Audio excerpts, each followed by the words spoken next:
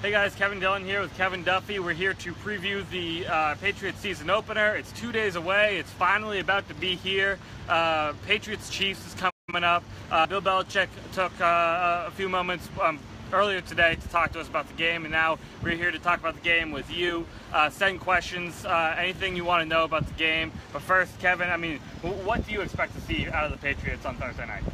I expect, and we'll get into more like nuanced football analysis later, but I don't think it's going to be a particularly close game for many of reasons that are really outside of what happens between the lines. I mean, it's Thursday night, it's under the lights at Gillette, a crowd full of 50,000 people wearing Goodell clown shirts.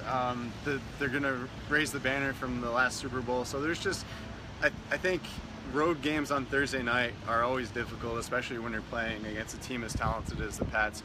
And for more football reasons, why I think this could be a two-score game, something like 31-17-ish, 35. I think Kansas City just doesn't really have what I would call a dynamic offense. Like they rely on a lot of chunk yardage plays with Tyreek Hill. They sometimes need a punt return for a touchdown or a block kick or a lot of turnovers to set up short fields. They don't really have a great offense, honestly. Like they don't move the ball particularly well if it's not on a chunk play, an 80-yard end around by Tyreek Hill. So I think they're going to have trouble just keeping up with the Patriots, because even though the Pats are down Julian Edelman, they still have a lot on offense, and I think they'll be able to put up 30 points in this game. Yeah, so let's just look back to the key Patriots skill position players last year. LeGarrette Blount's your starting running back. You have Julian Edelman as your starting receiver. Gronk was missing last year. Malcolm Mitchell ended up playing a pretty big role. And then you look this year, I mean, they added Mike Gillislee and Rex Burkhead, who we both expect to have significant roles in the offense this year. I mean, if not on Thursday. Brandon Cooks is in the fold.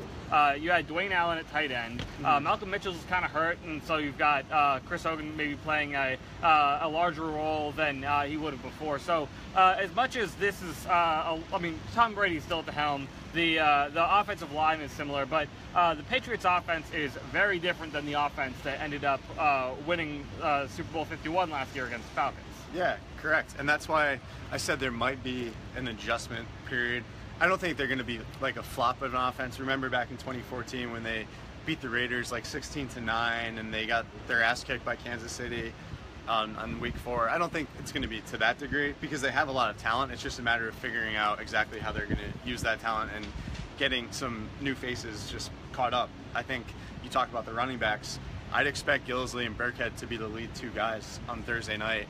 And basically, I'm sure there will be games when Dion Lewis has, his games where he has 14 touches or so. But I think cumulatively for the whole year, Gillislee and Burkhead will probably lead the backfield in touches. I like them both to play a good amount on Thursday night. Neither is on the injury report. They both kind of give you something different. I think Gillislee is a significant upgrade from LeGarrette Blount, personally. He was more effective in short yardage situations last year. I think he scored TDs on 7 of his 10 carries inside the 5-yard line. And 2 of those carries, he brought the ball from the 5 to the 1 and then punched it in on the next play. So he was really good in goal line situations. He averaged 5.7 yards per carry over the past 2 seasons. Real interested to see what he does. He is not on the injury report, although he was limited throughout the summer with a hamstring injury. And then Burkhead, we've talked a lot about Burkhead. Yeah. He's a guy who he can do a little bit of everything. He looks pretty natural as a receiver. He runs pretty hard between the tackles for someone 210 pounds. So those are 2 guys who, it's crazy, and I'm sure the Chiefs are really wondering this too. Could one of those guys get 20 touches in this game? Maybe. Yeah. Or could they both divvy it up, and could you see a little bit of White and Lewis too? Sure. So I think that's what everyone's wondering. The Chiefs certainly, fantasy football owners certainly, and anybody who follows the Pats just kind of wanting to see how that backfield shakes out. Yeah, I mean, it's going to be interesting.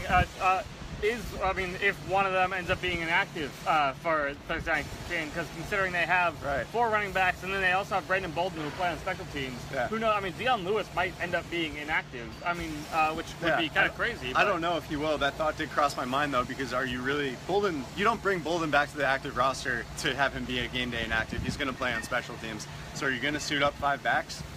I don't know. Dillon Lewis is your best kicker. He's the guy who really was working as kickoff returner.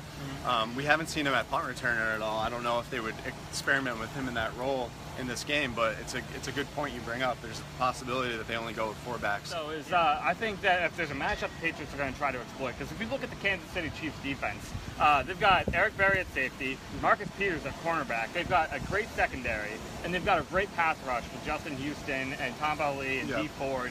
But I mean, Derek Johnson is as good as he is in the middle. Could he be a little bit like David Harris, where he's kind of taking a step back? Some quick running backs can maybe deal with him in space. Yes. That might be an area the Patriots could try to exploit as they attack the Chiefs defense. Absolutely. I think that's a very good point. You could see a lot of Burkhead for that reason.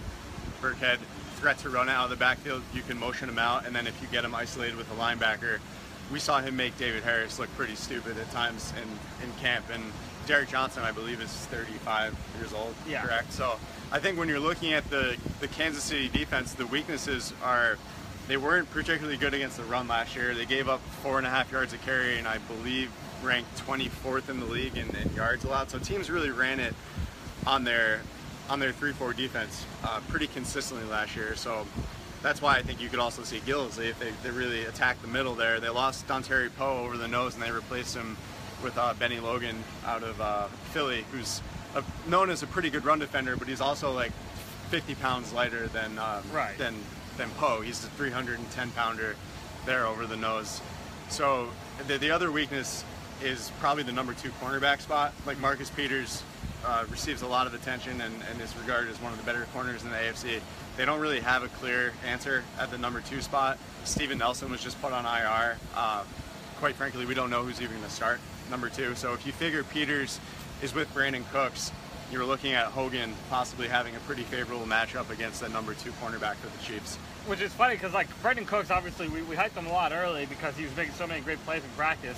He didn't get that many targets in the preseason, and I mean, like, who knows? Like, is Thursday night a chance for them to really unleash Brandon Cooks? That thought has crossed my mind too. As I was involved in the Chris Hogan, caught up in the Chris Hogan hype whirlwind here, I was thinking to myself, like, you know, Cooks was really good in practice at times, and then he was a ghost in the preseason games. Maybe that's just because they don't want to show their hand with what they have in him. I wouldn't be shocked if Cooks came out and had a 100-yard game and scored a touchdown. I think that, you know, I think they have 2 really good receivers at 1 and 2. I would expect maybe this is not the best Gronk game because Eric Berry's so good. But I mean, like, the Patriots will be able to attack them in a lot of different areas. Real quick, though, I just want to move over to the defensive side of the ball for the Patriots. We haven't really talked about the Chiefs' offense much. They lost Spencer Ware to torn, I think, PCL in the preseason. They got rookie Kareem Hunt, who they traded up for. A lot of Patriots draft guys liked him as a guy the Patriots might look at before they sign Gillisley. It's a good player at running back, and he'll be kind of leading the role there at running back. They lost Jeremy Maclin in the offseason, but they've still got Travis Kelce as one of the premier tight ends in the league. Alex Smith can still get the job done. A lot of people kind of knock on him, but he's a very solid starting quarterback in the league. And I mean, overall, Tyreek Hill, though, seems like the guy that everyone's kind of zeroed in on as the X factor for the Chiefs. Yeah, because Tyreek Hill's the guy who can change a game in one play. And I don't know if many teams have a guy quite like him. He's going to play more of a traditional receiver role this year because of Maclin leaving. Last year, he was basically like a hybrid. You know, they handed it off to him on reverses a lot. They lined him up in the backfield sometimes. He was obviously a phenomenal returner. So they got the ball to him in various ways. Bill Belichick said last week that he expects Hill to basically be more of your traditional type receiver. He still has that game-breaking ability. Like, he still has the ability to take a 5-yard crosser and turn it into a 65-yard touchdown. So that's just, you got to limit those kind of plays because that's how you can outplay a team for the duration of a game. But if he's able to bust a play or two like that, it can change what happens on the scoreboard, essentially. So I would say also offensively, the one thing the Chiefs do have going for them is that Smith doesn't turn the ball over. And when you play a team on the road like the Patriots, sometimes the way those games snowball is, okay, you can't stop them on offense, and then maybe you give them a short field or two, and all of a sudden you're down by 14, 17 points. The Chiefs generally take care of the ball, which is why they've been so good under Andy Reid. This is a team that every year you've been looking at like 11-5, 12-4 record. 12-4 last 12 year. 12-4 last year. Even though they've gotten off to slow starts too. They've started, I believe, 2 years ago. They were 1-4 to start, or something like that. Maybe 2-5, and they finished 11-5. So it's a really solid team.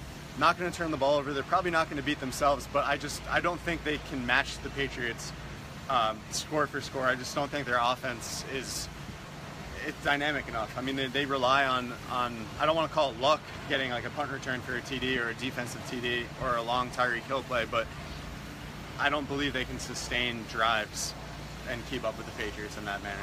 Well, I mean, you mentioned the return game. That's something that we've been talking about a lot with Belichick and everything. I mean, they've got Tyreek Hill and then they've got DeAnthony Thomas, two of the best kick returners and punt returners in the league. Both really fast, both really agile, and so the Patriots kind of bulked up in recent weeks. They lost a couple special teamers with Shane McClellan going on the IR, but they got Batamosi and they got Marquise Flowers coming in. I mean, like, both excellent special teams players. Do you worry that like the special teams unit hasn't really been together that long and it might be a lot of turnover? Or? Maybe, because you're also, I mean, Slater's been hurt too. Right. I don't know if you mentioned Slater, but I didn't mention him. So they've had some guys there that, you know, like Geno Grissom was a special teamer for them. He's not on the team. He's on the practice squad right now. They have, as Kevin said, some new faces there. And this game in particular, and even if you look ahead to week 2 against New Orleans, Ted Ginn presumably is a returner. So they do have some difficult special teams matchups coming up. And it's kind of like Tyreek Hill on offense. Like he can change the course of a game and change the outcome of a game on one play. And if the Patriots don't allow that to happen, they're probably just simply the better team and they're going to win the game. But you never know with the explosive talent like that.